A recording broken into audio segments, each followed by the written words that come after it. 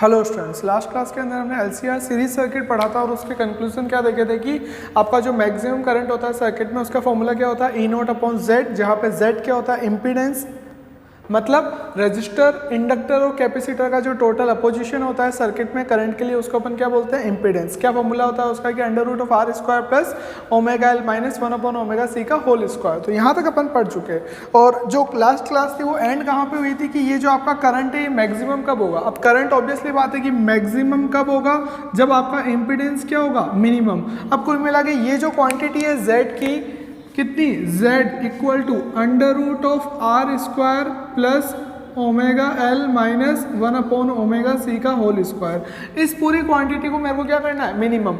अब इसमें मिनिमम में क्या कर सकता हूँ ये बताओ। ओमेगा जो है उसको मैं जीरो तो नहीं कर सकता।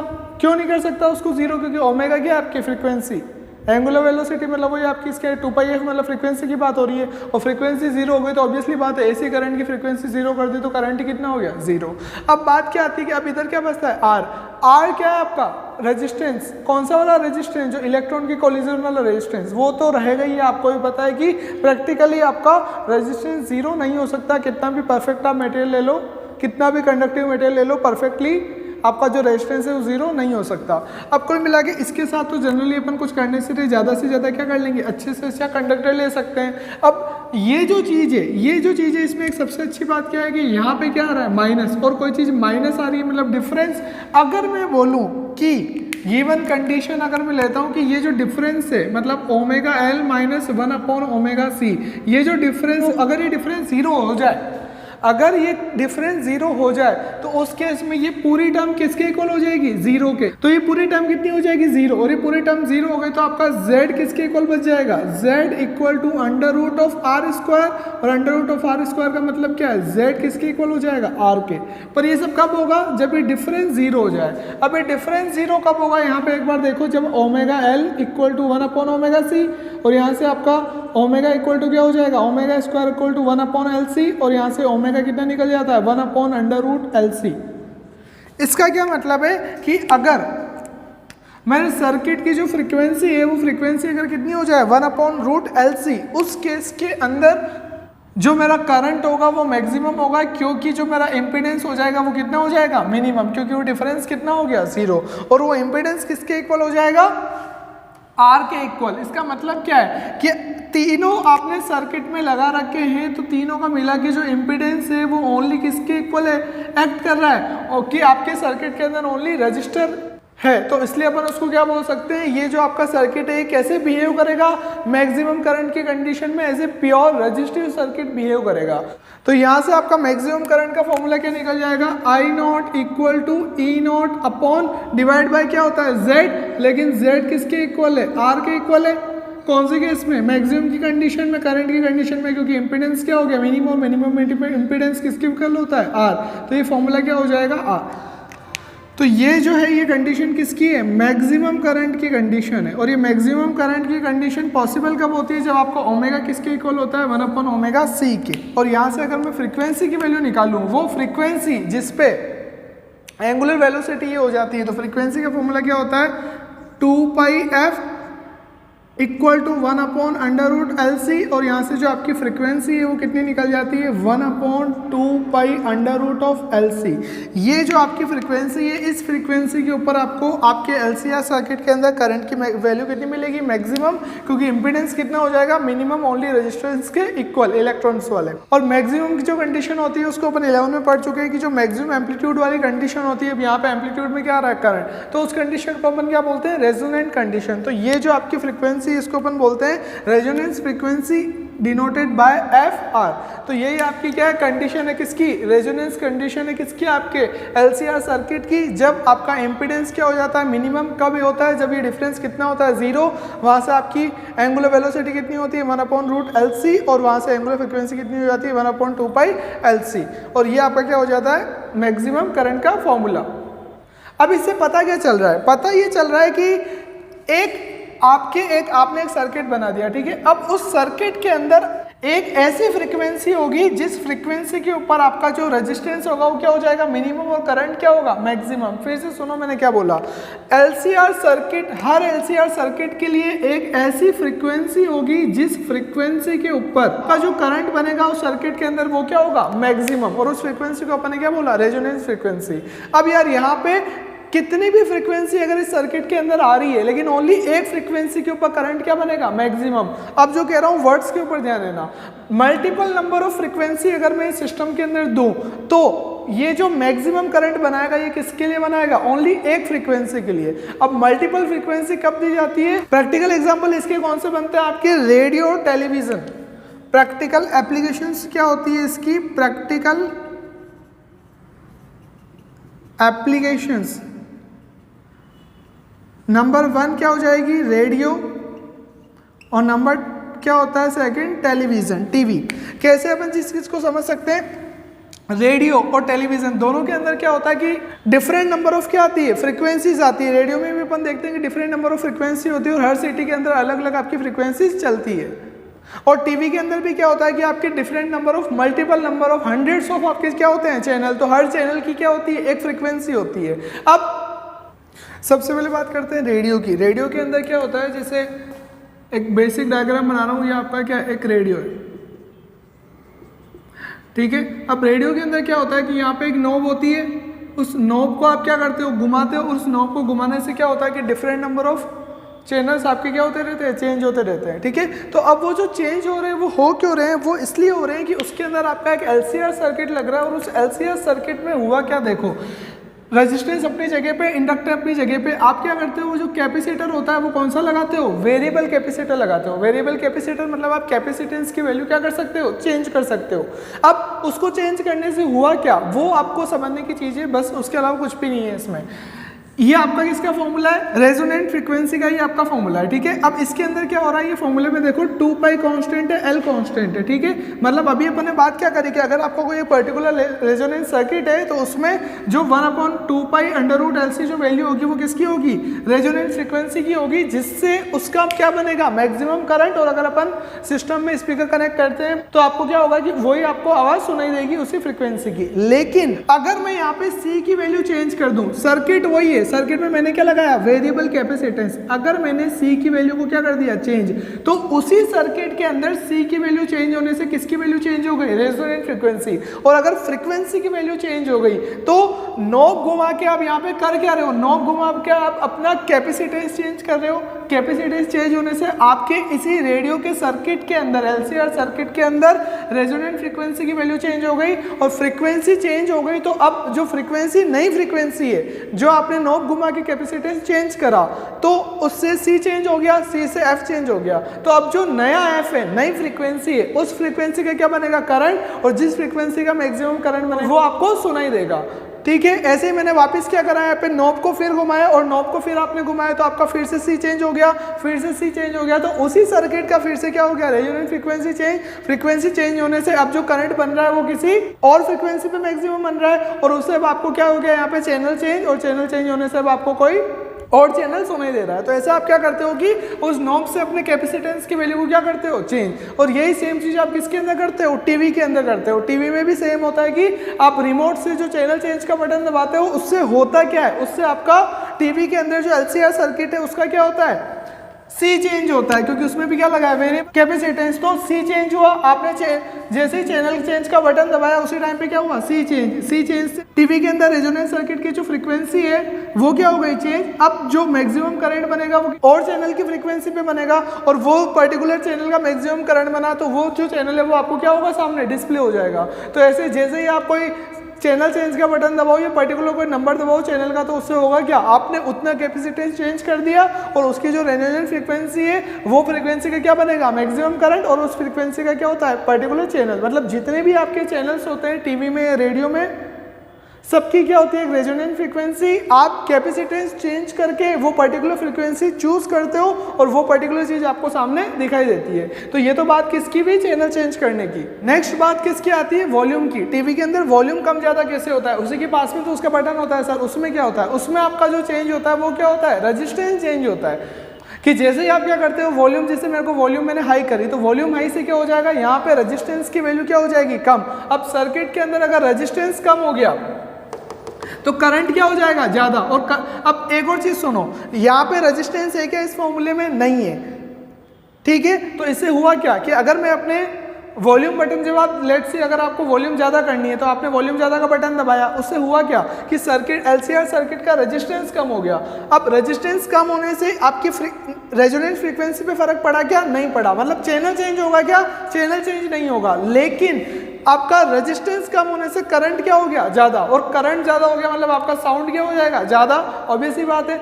और ऐसे ही अगर मेरे को वॉल्यूम कम करना है तो उस केस में अपन क्या करते हैं कि आपकी रेजिस्टेंस क्या कर देते हैं सर्किट का ज़्यादा, बटन वॉल्यूम कम करने का मतलब क्या है, मैं रेजिस्टेंस ज़्यादा कर रहा हूँ। और रेजिस्टेंस ज़्यादा करने से क्या हो रहा है कि फ्रीक्वेंसी पे तो कुछ भी फर्क पड़ नहीं रहा क्योंकि यहाँ पे आर नहीं आ रहा, तो चैनल वही रहेगा। लेकिन अब रेजिस्टेंस ज़्यादा हो गया तो जो करंट बनेगा वो क्या हो जाएगा, कम। और करंट कम बनेगा तो ऑटोमेटिक वॉल्यूम क्या हो जाएगी आपकी, कम। तो इस टाइप से ये प्रैक्टिकल एप्लीकेशन है किसकी, एलसीआर सर्किट की। तो अगर मैं यहाँ पे इसका ग्राफ बनाता हूँ, किस किस का ग्राफ बनाता हूँ, मैक्सिमम करंट का, आई नॉट और आपकी फ्रीक्वेंसी, कौन सी, एंगुलर फ्रीक्वेंसी। तो जो ग्राफ बनेगा वो कैसा होगा, बहुत सारी आपकी फ्रीक्वेंसीज होगी। तो मेरे को ग्राफ बनाना है तो मेरे को क्या करना पड़ेगा, रिलेशन देखना पड़ेगा। किस किस का रिलेशन मेरे को देखना है कि अगर मैं डिफरेंट वैल्यू लेता हूँ किसकी, ओमेगा की, तो जो आई नोट के ऊपर है वो कैसे कैसे फर्क पड़ता है मैक्सिमम करंट पे। क्योंकि अभी एक चीज़ तो यार मेरे को पता चल गई कि अगर मैं अपना जो ओमेगा है अगर वो क्या करता हूँ उसको रेजोनेंट फ्रीक्वेंसी के इक्वल लेता हूँ तो जो मेरा करंट क्या होगा, मैक्सिमम। लेकिन उसके अलावा अगर ओमेगा की वैल्यू डिफरेंट हो, उसके इक्वल नहीं हो, तो उसके इसमें क्या मतलब, अगर मेरा ओमेगा रेजोनेंट फ्रीक्वेंसी से ज़्यादा हो तब क्या होगा, और अगर मेरा ओमेगा रेजोनेंट फ्रीक्वेंसी से कम हो तब क्या कंडीशंस होगी करंट की। एक बार वो यहाँ पे अपन करके देखते हैं। कहाँ पे पुट करेंगे, यहाँ पे, क्योंकि करंट का फॉर्मूला यही है। तो अपन चेंजेस कर रहे हैं किसमें, ओमेगा में, और ओमेगा किस में आ रहा है, जेड की क्वांटिटी में। तो अगर मैं यहाँ पे बात कर रहा हूँ किसकी, ओनली जेड की। जेड क्या होता है, under root of R square plus omega L minus 1 omega C का होल स्क्वायर। ये आपका है। अगर फर्स्ट कंडीशन ले रहे हैं कि आपका जो अप्लाइड फ्रीक्वेंसी अगर वो किसके इक्वल होती है, रेजोनेंट फ्रीक्वेंसी के इक्वल, तब तो अपन को पता है कि जो आपका करंट होगा वो क्या बनेगा, मैक्सिमम बनेगा। ये तो बात हो गई, ये अपन कर चुके। अब अपन बात कर रहे हैं कि इफ जो आपका अप्लाइड फ्रीक्वेंसी है वो क्या हो, रेजोनेंट फ्रीक्वेंसी से ज़्यादा हो। फिर से अप्लाइड फ्रीक्वेंसी रेजोनेंट फ्रीक्वेंसी से अगर ज़्यादा होगी तो क्या होगा, यहाँ पे देखो, अगर यहाँ पे देखो अगर ओमेगा ज़्यादा है, ओमेगा ज़्यादा है तो ये पूरी टर्म, ये टर्म किसकी है, एक्सएल की। तो एक्सएल क्या हो जाएगा, ज़्यादा। तो अगर ओमेगा ज़्यादा होता है तो एक्सएल क्या हो जाएगा, ज़्यादा। अब यहाँ पे ओमेगा किस में आ रहा है, डिनोमिनेटर में। अब ओमेगा डिनोमिनेटर में आ रहा है, अगर ओमेगा ज़्यादा हो रहा है तो ये पूरी टर्म क्या हो जाएगी, कम, क्योंकि डिनोमिनेटर में आ रहा है। तो ये पूरी टर्म कम हो गई। ये टर्म किसकी है, एक्स सी की। तो एक्स सी क्या हो जाएगा, कम। अब पहले दोनों क्या हो रहे थे, ये दोनों टर्म इक्वल हो रही थी। अब ओमेगा की चेंज होने से क्या हुआ कि एक्सएल क्या हो गया, ज़्यादा, क्योंकि यहाँ पे न्यूमरेटर में आ रहा है और यहाँ डिनोमिनेटर में आ रहा है। तो एक्ससी क्या हो गया, कम। अब एक चीज, अब इधर देखो, पहले दोनों लेवल में थे, कौन, एक्सएल और एक्ससी। अब एक्सएल तो क्या हो गया, ज़्यादा, और एक्ससी क्या हो गया, कम। तो उन दोनों के बीच में क्या आ गया, डिफरेंस आ गया। मतलब यहाँ पे कोई ना कोई डिफरेंस आ गया। और डिफरेंस का क्या हो रहा है, स्क्वायर। और वो स्क्वायर किस में ऐड हो रहा है, आर स्क्वायर में, जिससे आपका क्या बन रहा है, जेड। इसका मतलब आपका जो जेड है वो क्या हो गया, ज़्यादा, क्योंकि यहाँ कुछ ना कुछ डिफरेंस आ गया। और डिफरेंस ऐड हो गया किसमें, रेजिस्टेंस में। और रेजिस्टेंस क्या हो गया, ज़्यादा। तो इससे हुआ क्या कि जेड ज़्यादा हो गया। और ऑब्वियसली बात है कि आपका जेड ज़्यादा हो गया तो जो करंट होगा मैक्सिमम वो क्या हो जाएगा, कम। तो आई नोट क्या हो जाएगा, डिक्रीज। इसका मतलब अगर मैं ओमेगा क्या करता हूँ, इंक्रीज करता हूँ, तो जो मेरा करंट है वो क्या होता है, डिक्रीज। अब नेक्स्ट अपन बात करते हैं थर्ड की, if omega is less than omega, मतलब आपकी जो अप्लाइड फ्रीक्वेंसी है वो अप्लाइड फ्रीक्वेंसी क्या है, कम है, किससे, रेजोनेंट फ्रीक्वेंसी से। अब कम है का मतलब क्या है कि ओमेगा को मैं क्या कर रहा हूँ, कम कर रहा हूँ। और ओमेगा को मैंने कम करा, अब ये न्यूमरेटर में है तो न्यूमरेटर कम हो गया। ये किसकी टर्म है, एक्सएल की। तो इससे होगा क्या, एक्सएल क्या हो जाएगा, कम।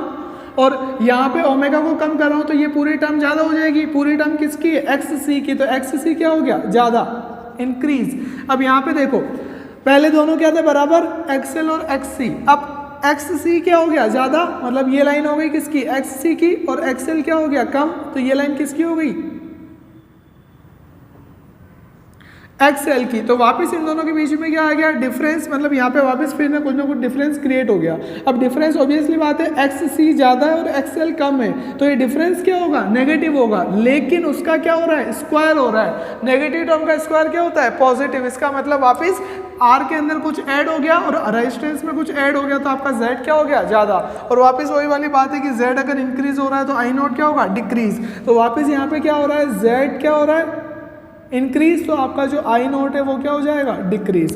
तो इससे क्या पता चलता है मेरे को कि अगर मैं अपनी अप्लाइड फ्रीक्वेंसी को रेजोनेंट फ्रीक्वेंसी से ज़्यादा लेता हूँ तो भी मेरा करंट क्या होता है, कम। और अगर मैं उससे अप्लाइड फ्रीक्वेंसी से अपनी रेजोनेंट फ्रीक्वेंसी से अपनी अप्लाइड फ्रीक्वेंसी कम लेता हूँ तो भी मेरा करंट क्या हो रहा है, कम। इसका मतलब एक पर्टिकुलर वैल्यू होगी किसकी, आपकी फ्रीक्वेंसी की, जिसको अपन क्या बोलते हैं, रेजोनेंस फ्रीक्वेंसी। उस पे आपका जो करंट होगा वो क्या होगा, मैक्सिमम करंट होगा। ये क्या है आपका आई मैक्स, उससे ये आपकी मैक्सिमम वैल्यू है, ठीक है। इससे मैं चाहे आपकी फ्रीक्वेंसी इंक्रीज करता हूँ या फिर आपकी फ्रीक्वेंसी डिक्रीज करता हूँ, दोनों केसेस के अंदर आपका जो करंट होगा वो क्या होगा, कम। और जब अपन, अब देखो ये मैक्सिमम है और दोनों साइड में क्या करना है, डिक्रीज करना है। जब अपन ये ग्राफ बनाते हैं तो आपका जो ग्राफ आता है वो कुछ इस टाइप से आता है,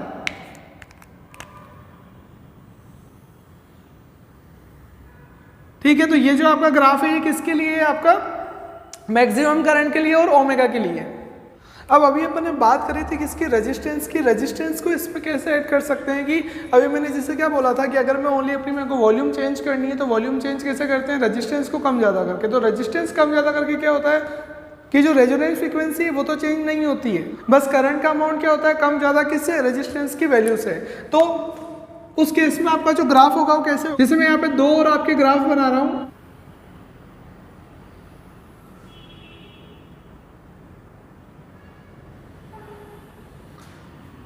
तो मैंने यहाँ पे आपके 3 ग्राफ बनाए। अब तीनों के अंदर देखो हो क्या रहा है, लेट्स से यहाँ पर कितना है R1, ये आपका R2 और ये आपका कितना है R3। अब तीनों जो ये आपके रेजिस्टेंस, इसमें कैसे पता लगा सकते हैं कि कौन ज़्यादा बड़ा है और कौन ज़्यादा छोटा है, R1, R2 और R3।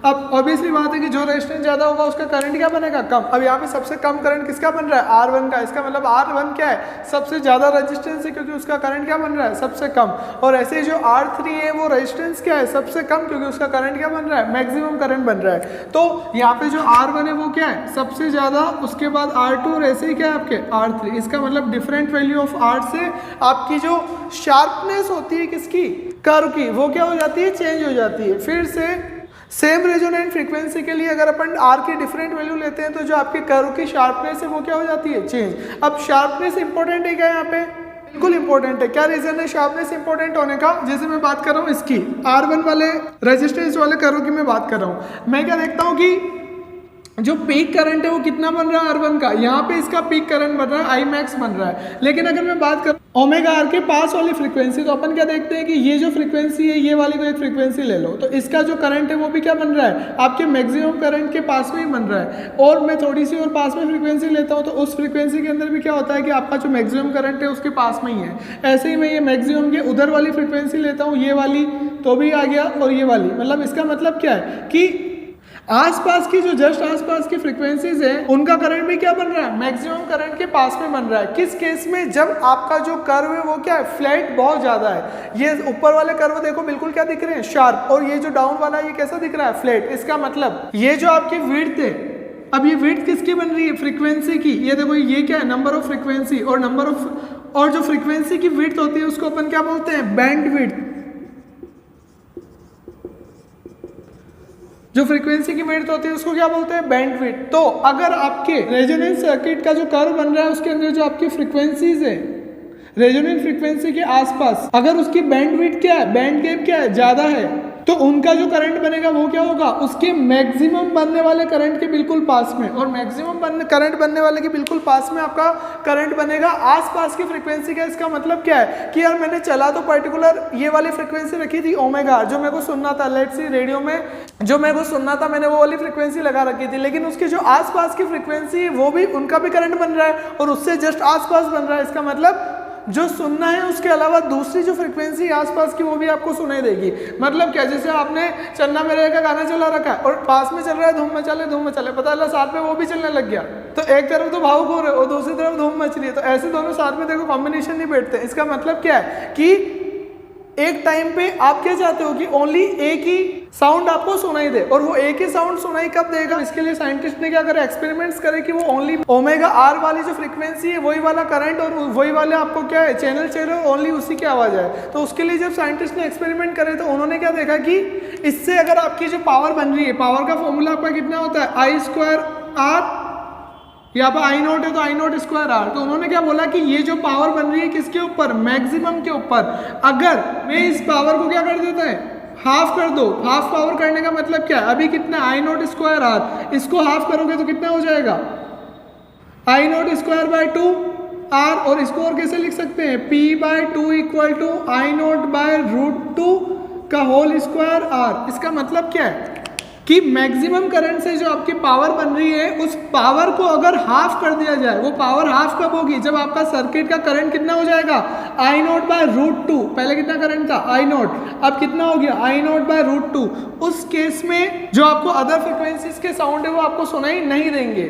फिर से देखो मैंने क्या बोला, अगर आपकी अभी आई नोट पे पावर का फॉर्मूला क्या होता है, आई नॉट स्क्वायर आर, ये आपका फॉर्मूला होता है आई स्क्वायर आर, लेकिन यहाँ पे कितना आई नॉट, तो अपने यहाँ के लिख दिया आई नॉट, ठीक है। अब नेक्स्ट, अगर आप चाहते हो कि आपको अदर फ्रीक्वेंसीज की साउंड ना आए तो आपकी जो पावर है, एक्सपेरिमेंट्स करे साइंटिस्ट ने, तो क्या पता चला कि आपकी पावर अगर अभी जो आई नॉट की पावर है अगर उसकी क्या हो जाए, हाफ हो जाए, तो अदर साउंड आपको नहीं आएंगे, अदर फ्रीक्वेंसीज के साउंड नहीं आएंगे।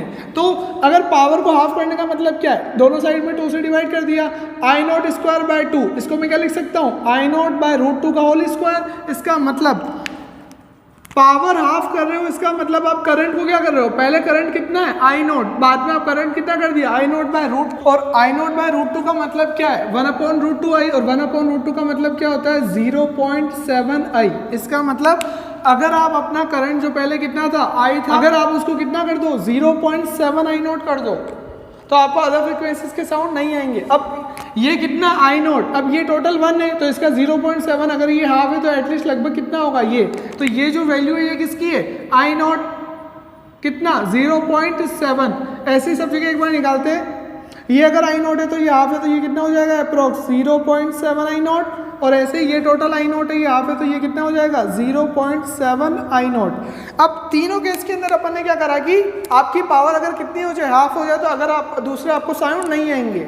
अब 0.7 आई जो है उसके कॉरस्पॉन्डिंग अपन क्या देखते हैं, फ्रीक्वेंसीज देखते हैं। ये आपका 0.7 आई जा रहा है, फर्स्ट ग्राफ की मैं बात कर रहा हूँ, तो इसके अंदर क्या हो गई, ये एक फ्रीक्वेंसी, ठीक है, और ऐसे ये क्या हो गई, ये सेकंड फ्रीक्वेंसी, तो इसको मैं बोल रहा हूँ ओमेगा 1, और ये कितनी ओमेगा 2, ऐसे कॉरस्पॉन्डिंग सब में बात कर रहा हूँ। ये क्या हो जाएगा इसका ओमेगा 1 और ये ओमेगा 2, और ऐसे यहाँ पे भी देखो ये जा रहा है, तो ये ओमेगा 1 और ये ओमेगा 2। अब हम क्या देखते हैं कि अगर आपका जो कर्व है वो क्या है, बहुत ज़्यादा शार्प है, तो वहाँ पे जो आपका ये जो फ्रीक्वेंसी का बैंड गैप बन रहा है ये क्या बन रहा है, कम। और अगर जो कर्व है वो कम शार्प है तो आपका जो बैंड बन रहा है वो क्या है, ज़्यादा, ठीक है। तो हम क्या देख सकते हैं कि जो R3 का गैप है, R3 मतलब ये R3 क्या है, मिनिमम रेजिस्टेंस, तो मिनिमम रेजिस्टेंस का जो कर्व है उसके अंदर जो बैंड गैप है वो क्या है, बहुत कम। ऐसे जैसे जैसे आपका रेजिस्टेंस ज़्यादा होता जाता है बैंड गैप क्या होता जाता है, ज़्यादा। अब बैंड गैप ज़्यादा होने से दिक्कत क्या है, बैंड गैप अगर आपका ज़्यादा होता है तो जो आपकी फ्रीक्वेंसी की रेंज आती है उस 0.7 आई नॉट और आई नॉट के बीच में वो क्या होती है, कम।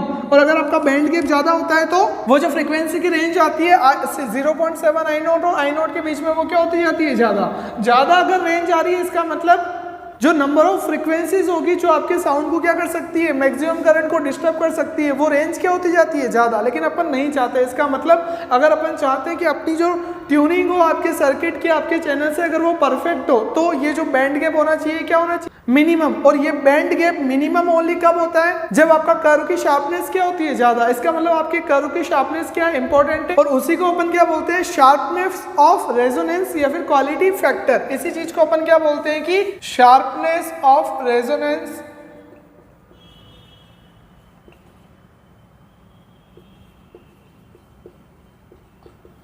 और क्वालिटी फैक्टर, ये क्यू फैक्टर। ये क्यू फैक्टर क्यों इंपॉर्टेंट है आगे समझ में, क्यों, क्योंकि अगर आपका जो बैंड गैप है वो कम हुआ तो जो नंबर ऑफ फ्रीक्वेंसीज होगी जो आपको डिस्टर्ब करेगी आपकी साउंड सुनने के लिए वो क्या होगी, कम। और अगर ये बैंड गैप ज़्यादा होता गया तो जो नंबर ऑफ फ्रीक्वेंसी रेंज होगी जो आपको डिस्टर्ब कर सकती है वो क्या होगी, ज़्यादा। क्योंकि जनरली एक तो आपकी चैनल्स की फ्रीक्वेंसी होती है डिफरेंट चैनल की, और जनरली कुछ नेचुरल फ्रीक्वेंसीज भी तो हो जाती है जो अपने कंट्रोल में नहीं है। तो अपन क्या चाहते हैं कि ये जो कर्व है बहुत ज़्यादा शार्प हो। तो जहाँ पे जो परफेक्ट ट्यूनिंग होती है वहाँ का उसका मतलब क्या है कि आपका ये जो कर्व है क्या है, बहुत ज़्यादा शार्प बन रहा है। जैसे आपकी जो लग्जरी कार्स होती है उनमें जो रेडियोज होते हैं, तो जब भी अपन को जो शार्पनेस ज़्यादा चाहिए होती है तो अपन क्या कर लेते हैं, वो LCR सीरीज सर्किट लेते हैं जिसके अंदर इन कर्व की शार्पनेस क्या होती है, बहुत ज़्यादा होती है। और जो फ्रीक्वेंसी होती है वो क्या हो जाती है, काफ़ी फ्रीक्वेंसी रेंज क्या हो जाती है, काफ़ी कम। बैंड गैप क्या हो जाता है, काफ़ी कम। अब हमें ये तो समझ में आ गया कि जो जितनी ज़्यादा कर्व की शार्पनेस होगी उतनी ज़्यादा क्या होगी, उसकी क्वालिटी होगी चैनल की, उसकी ट्यूनिंग होगी सुनने की। पर अब जो ये आपका शार्पनेस है किसका, रेजोनेंस का, और जो क्वालिटी फैक्टर अपन बोल रहे हैं कि जितनी ज़्यादा शार्पनेस होगी उतना ज़्यादा क्या, क्वालिटी फैक्टर। अब वो क्वालिटी फैक्टर को अपन डिफाइन कैसे करते हैं, क्या रेजोनेंस फ्रीक्वेंसी तो फिक्स है। अब रेजोनेंस फ्रीक्वेंसी तो फिक्स है लेकिन जो बैंड गैप होता है वो कम से कम होना चाहिए। और वो जो कम से कम बैंड गैप है वो अपन कौन सा वाला लेते हैं कि आपका जो मैक्सिमम करंट है I0 उसका कितना 0.7। तो वो जो 0.7 पे जो दो आपकी फ्रीक्वेंसीज होती है वो अपन ने दो फ्रीक्वेंसी ली और उनका क्या लिया, बैंड गैप। तो जो क्वालिटी फैक्टर है उसका डेफिनेशन क्या है कि इट इज द रेशियो किसका, resonance frequency divide by bandwidth. मतलब अब यहाँ से देखो इजीली पता चल जाएगा कि रेजोनेंस फ्रीक्वेंसी तो फिक्स है आपकी जो भी फ्रीक्वेंसी है, पर अगर आपकी बैंडविड्थ, ये जो बैंडविड्थ होती है दोनों, मैं बोलता हूँ कि ये जो मैक्सिमम है उससे जो इधर वाली है आपकी आई ω1 वो कितना है, डेल ओमेगा फ्रीक्वेंसी का गैप। और ऐसे ही रेजोनेंस फ्रीक्वेंसी के बाद में जो सेकंड आपकी फ्रीक्वेंसी आ रही है उधर कर्व की उधर वाली वो भी कितना है, डेल ओमेगा। तो टोटल गैप कितना हो गया, 2 डेल ओमेगा। और इसी को अपन क्या बोलते हैं, बैंडविड्थ। तो अगर आपकी बैंडविड्थ क्या हुई ज़्यादा तो ऑब्वियसली, अगर आपकी बैंडविड्थ क्या हुई ज़्यादा तो ऑब्वियसली बात है कि क्वालिटी फैक्टर क्या हो जाएगा, कम। और अगर आपकी बैंडविड्थ क्या हुई कम तो ऑब्वियसली बात है कि क्वालिटी फैक्टर क्या हो जाएगा, ज़्यादा। तो क्वालिटी फैक्टर अपन मेनली डिफाइन कैसे करते हैं, बैंडविड्थ से, क्योंकि बैंडविड्थ कितना बताएगा कि कर्व आपका क्या है, कितना ज़्यादा शार्प है। इसलिए आपके क्वालिटी फैक्टर का फॉर्मूला क्या हो जाता है, resonant frequency divide by bandwidth का जो बैंडविड्थ की फ्रीक्वेंसी है वो कितनी है, 0.7 I पे। अब रेजोनेंट फ्रीक्वेंसी को किससे डिनोट करते हैं, ओमेगा आर। बैंडविड्थ कितनी है, ये ω1 ये ω2, तो ω1 माइनस ω2 और ω1 माइनस ω2 किसके इक्वल है, 2 डेल ओमेगा के, ठीक है। अब ओमेगा आर तो अपन को पता है, लेकिन ये जो डेल ओमेगा है ये क्या होगा, अब डेल ओमेगा ये, अब डेल ओमेगा कोई ना कोई नॉन टर्म्स में अपन को चाहिए, तो इसलिए अपन क्या करते हैं, डेल ओमेगा निकालने के लिए एक बार क्या करते हैं, क्वालिटी फैक्टर का एक्सप्रेशन, उसकी डेरिवेशन क्या है, उसकी डेरिवेशन देखो, एट ओमेगा आर। जब आपका ओमेगा आर मतलब नेचुरल फ्रीक्वेंसी है उस केस में आपका जो जेड है वो किसके इक्वल होता है, इम्पीडेंस रेजिस्टेंस के इक्वल, सिंपल। तो यहाँ तक अपन ऑलरेडी पढ़ चुके हैं। पर बात किसकी आ रही है कि एट ω1 एंड ω2, अब ω1 और ω2 के ऊपर आपका जो z होता है वो कितना हो जाता है, √2r। कैसे होगा √2r, देखो E0 इक्वल टू क्या है, ZI0। अगर मैं यहाँ पे न्यूमरेटर में और डिनोमिनेटर में क्या करता हूँ, √2 से मल्टीप्लाई करता हूँ, और ये जो z होता है ये क्या होता है आपका रेजोनेंस की कंडीशन में r के इक्वल होता है। तो इसको अपन कैसे लिख सकते हैं, √2r multiply by I upon √2। तो जब आपने करंट को I0 से कितना करा, I0 बाय √2, I से I0 बाय √2 करा, तो उस केस में आपका जो रेजिस्टेंस है वो R से कितना हो गया, √2r। फिर से सुनो क्या करा मैंने, E इक्वल टू क्या होता है, IR आपका ओम्स लॉ, लेकिन आपका जो Z है वो यहाँ पे किसके इक्वल है, R के, इसलिए अपन ने Z की जगह पे R लिखा। नेक्स्ट, ऊपर न्यूमरेटर डिनोमिनेटर में किससे मल्टीप्लाई करा, √2 से, दोनों को सेपरेट करा, I0 बाय √2 और √2 को R से यहाँ पे मल्टीप्लाई कर दिया। अब हुआ क्या देखो, जब अब E0 तो सेम है जो सप्लाई है आपकी, तो जब आपका करंट I0 से कितना हो गया, I0 बाय √2, तो जो आपका रेजिस्टेंस है वो कितना हो गया, R से कितना हो गया, √2r। तो इसलिए आपका जो रेजिस्टेंस है R से कितना हो गया, √2r। इसका मतलब, और यही क्या है आपका टोटल रेजिस्टेंस किसके इक्वल है, इम्पीडेंस के Z के। तो ये Z का आपका फॉर्मूला ये किसके इक्वल हो गया, पूरा √2r के। तो दोनों साइड में क्या करा मैंने, स्क्वायर करा, तो ये √2 हट गया, तो ये सिंपली किसके इक्वल आ गया, 2r स्क्वायर के। और ये r स्क्वायर उधर जाएगा तो क्या हो जाएगा, माइनस, तो 2r स्क्वायर में से r स्क्वायर गया तो कितना बचा, r स्क्वायर, ठीक है। अब ये होल स्क्वायर अगर हटाएंगे तो यहाँ क्या हो जाएगा, अंडर रूट। तो अंडर रूट 2 हटेगा तो कितना आएगा, आर स्क्वायर अंडर रूट कितना हो जाएगा, प्लस माइनस आर। तो अब दो वैल्यूज आपकी हो गई कितनी, एक तो प्लस आर, एक माइनस आर। अब दो वैल्यूज हो गई किसकी, रेजिस्टेंस की, प्लस आर माइनस आर। अब ये दो किसके लिए हो गई, दो फ्रीक्वेंसीज के लिए। दो फ्रीक्वेंसी है ना आपके पास, एक कितनी ओमेगा 1, एक कितनी ओमेगा 2। तो मैं इसकी से दो इक्वेशन बना रहा हूँ। फर्स्ट क्या बन रही है, ओमेगा 1 अब इसी में 1 पुट कर दिया तो एक ले लिया मैंने माइनस आर पहले वाला, और ऐसे ही बाद में जो ऐड हो रहा है तो उसको क्या कर दिया मैंने ओमेगा 2, ये बाद वाला, ये कितना हो जाएगा omega 2 equal to plus R. तो ये एक माइनस आर, ये प्लस आर, दो मैंने क्या बना दी इक्वेशन। अब इन दोनों इक्वेशन को अगर आप ऐड करके सोल्व करते हो तो कितना आता है आपका, omega 1 omega 2 equal to 1/LC। जब इन दोनों को क्या करोगे, इक्वेशन 1 और इक्वेशन 2 को ऐड करके सोल्व करोगे, हाथ से खुद को करके देखना है रफ में, तो ये आपका आएगा। ऐसे इक्वेशन 2 में से इक्वेशन 1 को मैं क्या करूँ, सब्ट्रैक्ट करूँ, तो जो वैल्यू आएगी वो कितनी आएगी, omega 1 minus omega 2 equal to R/L। तो ये दो आपके पास क्या आ गई, वैल्यूज आ गई। तो फिर से एक बार देखो, दो आपकी इक्वेशन निकली थी, दोनों को ऐड करा तो ये मेरी वैल्यू आई। फिर दोनों को क्या करेंगे, सब्ट्रैक्ट। इक्वेशन 2 में से इक्वेशन 1 को क्या करा, सब्ट्रैक्ट, और ये जो वैल्यू आई थी ओमेगा 1 ओमेगा 2 ये उसमें पुट करेंगे। जब तुम करोगे तब तुम्हें पता चलेगा। तो फाइनल अपने को वैल्यू किसकी मिल गई, ओमेगा 1 माइनस ओमेगा 2, और ओमेगा 1 माइनस ओमेगा 2 ही तो किसकी वैल्यू है, 2 डेल ओमेगा की। तो यही तो अपन को चाहिए था जिसके लिए अपन ने डेरिवेशन करी थी। तो ये वैल्यू मिल गई, ये वैल्यू यहाँ पे पुट कर दो तो अपन को किसकी वैल्यू मिल जाएगी, क्यू की। क्यू का फॉर्मूला क्या है, omega R upon 2 del omega. 2 del omega मतलब क्या, ओमेगा 1 माइनस ओमेगा 2, और ओमेगा 1 माइनस ओमेगा 2 किसके इक्वल निकला, आर अपॉन एल। तो इसकी जगह पे मैं क्या लिख सकता हूँ, आर अपॉन एल। तो कितना हो गया, ओमेगा एल अपॉन आर। तो ये मेरा क्या निकल गया फॉर्मूला। अब इसमें अगर मैं न्यूमरेटर डिनोमिनेटर में IRMS से क्या करता हूँ, मल्टीप्लाई, तो ये क्या है, अपोजिशन, ये ओमेगा एल। ओमेगा एल क्या होता है, याद करो, इंडक्टर का रेजिस्टेंस, इंडक्टिव रिएक्टेंस से क्या होता है, ओमेगा एल। उसको अगर मैं करंट से मल्टीप्लाई करता हूँ तो क्या मिल जाएगी मेरी, वोल्टेज ड्रॉप अक्रॉस इंडक्टेंस। फिर से सुनो, ओमेगा एल क्या होता है, एक्सएल। एक्सएल क्या होता है, अपोजिशन ऑफ द इंडक्टेंस, जिसको क्या बोलते हैं अपन, इंडक्टिव रिएक्टेंस। इंडक्टिव रिएक्टेंस को अगर मैं उसके करंट से मल्टीप्लाई कर दूं तो क्या, inductive reactance into I, resistance into I क्या होता है, वोल्टेज ड्रॉप। किसका मिलेगा, एल का। एल मतलब इंडक्टेंस, मतलब मेरे को क्या मिल गया, वोल्टेज ड्रॉप अक्रॉस इंडक्टेंस। ये कब हुआ, जब मैंने एल की वैल्यूज पुट करी। अगर मैं सी की वैल्यूज पुट करूंगा तो मेरे को ये किसके अक्रॉस मिल जाएगा, कैपेसिटेंस के across, divide by R. R into I, ये आर क्या है आपके, आर अपन रेजोनेंस की बात कर रहे हैं। आर क्या है, पूरे सर्किट का इंपीडेंस है आर। तो आर क्या है, पूरे सर्किट का इंपीडेंस, अपोजिशन, मल्टीप्लाई बाय उसका करंट। तो अपन को क्या मिल जाएगा, वोल्टेज ड्रॉप, सप्लाइड वोल्टेज। किसका है, पूरे सर्किट की सप्लाइड वोल्टेज, जिसको अपन क्या बोलते हैं, अप्लाइड वोल्टेज की। इतना आपने क्या करा, अप्लाई करा।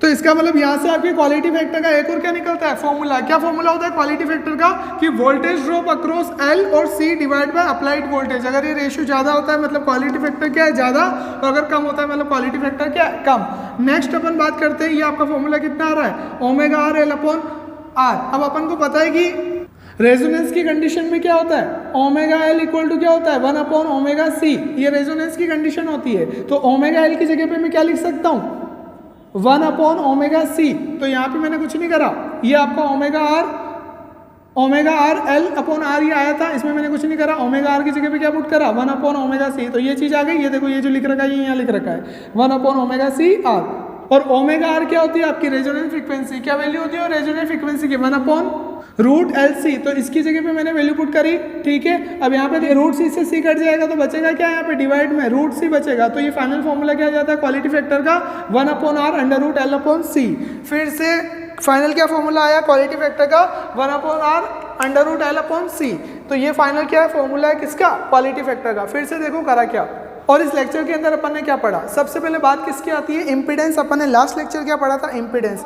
इम्पीडेंस क्या होता है, अपोजिशन पूरे सर्किट का। वो मिनिमम कब होगा, जब omega L minus 1 upon omega C किसके इक्वल हो जाएगा, 0। वहां से अपन रेजोनेंस फ्रीक्वेंसी निकालते हैं। वो रेजोनेंस फ्रीक्वेंसी किसके इक्वल आती है, 1 upon 2 pi under root L C के। तो ये अपन को रेजोनेंस फ्रीक्वेंसी मिल गई। मतलब उस फ्रीक्वेंसी के ऊपर आपका LCR सर्किट का जो करंट होगा वो क्या होगा, मैक्सिमम। इसको अपन काम में लेते हैं कहाँ पे, टीवी में और रेडियो में। अपन क्या करते हैं कि आपका जो टीवी के और रेडियो के अंदर जो LCR सर्किट होता है उसमें अपन वेरिएबल कैपेसिटेंस काम में लेते हैं, जिससे सी की वैल्यू चेंज करके अपन को क्या हो जाता है, उस सर्किट के अंदर जो रेजोनेंस फ्रीक्वेंसी है वो चेंज हो जाती है। और रेजोनेंस फ्रीक्वेंसी चेंज होने से वो रेजोनेंस फ्रीक्वेंसी आपकी जिस फ्रिक्वेंसी से मैच हो रही होगी। जिस फ्रिक्वेंसी का मतलब क्या है, आपके सर्किट के अंदर क्या है, अप्लाइड फ्रिक्वेंसी, आपका जो एंटीना लगा होता है या फिर जो ऊपर छतरी वगैरह लगी होती है उसमें क्या होता है, बहुत सारी फ्रिक्वेंसीज आ रही होती है स्टेशन से। तो उनमें से आपकी जो, जैसे ही आपने सी चेंज करा तो आपकी जो सिस्टम की फ्रिक्वेंसी है सर्किट की, वो उनमें से जिससे भी मैच होगी वो पर्टिकुलर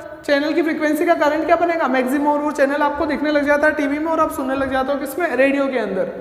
तो ये तो क्या भी उसकी एप्लीकेशन। लेकिन अब ये जो वॉल्यूम होता है वो किससे चेंज होता है, रेजिस्टेंस की वैल्यू से। और अपन को पता है कि एक सेम वैल्यू के लिए आपका जो ग्राफ हो सकता है वो क्या हो सकता है, मल्टीपल ग्राफ हो सकते हैं सिंगल वैल्यू के लिए, किसकी, रेजोनेंस फ्रीक्वेंसी की। लेकिन सबसे मेन बात क्या आती है कि ये जो पीक, ये जो शार्पनेस होती है कर्व की, ये क्या होती है, इंपॉर्टेंट। क्यों, क्योंकि अगर ये शार्पनेस ज्यादा नहीं होगी तो अपन को जो अदर फ्रीक्वेंसी से उनका साउंड भी क्या करेगा, सुनाई देगा। क्यों, क्योंकि अगर शार्पनेस कम होगी तो जो मैक्सिमम करंट होगा और जो उसके आसपास की फ्रीक्वेंसीज होगी उनमें ज्यादा डिफरेंस नहीं होगा, तो उनकी भी कुछ करंट तो बनेगी और कुछ करंट बनेगी तो उनका भी अपन को क्या करेगा, साउंड सुनाई देगा। तो अपन नहीं चाहते, इसलिए अपन अपनी फ्रीक्वेंसी कितनी रखते हैं, मैक्सिमम।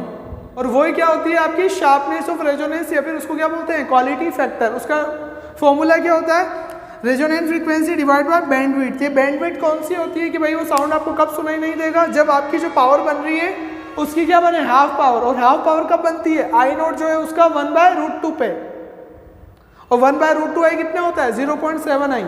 तो इसलिए अपन जो रेंज होती है बैंडविड्थ की वो कितनी लेते हैं, दोनों साइड में 0.7 वाली। तो वहां से आपका फॉर्मूला क्या निकल जाता है, ω/2 ओमेगा। और उसकी जब अपन एक्सप्रेशन से वैल्यू निकालते हैं तो फाइनल आपका क्वालिटी फैक्टर का फॉर्मूला कितना होता है, 1/r √L/C।